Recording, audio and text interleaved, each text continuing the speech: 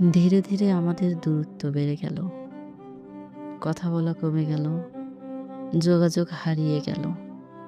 এখন আর ছোটখাটো বিষয় নিয়ে আমাদের দীর্ঘ গল্প হয় না। তোমার উপর সমস্ত অধিকার নিষিদ্ধ হয়ে গেল, যেন তুমি নিষিদ্ধ কোনো এক বই, যে বইয়ের অধিকার অগ্রাধিকার সবকিছু তোমার কাছে। তুমি ভুলে গেলে একদিন আমরা খুব পরিচিত ছিলাম।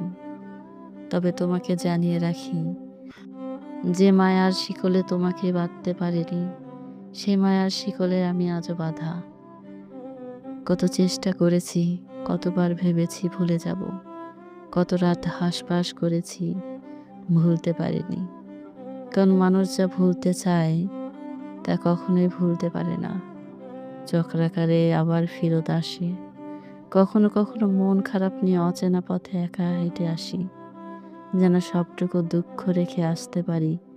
বাড়ি ফিরে দেখি দুঃখ রাগের মতো দরজা কড়া নাড়ছে, যেন আমি তাদের খুব নিকট আত্মীয়, যেন আমি তাদের দুঃখের খুব নিকট আত্মীয়।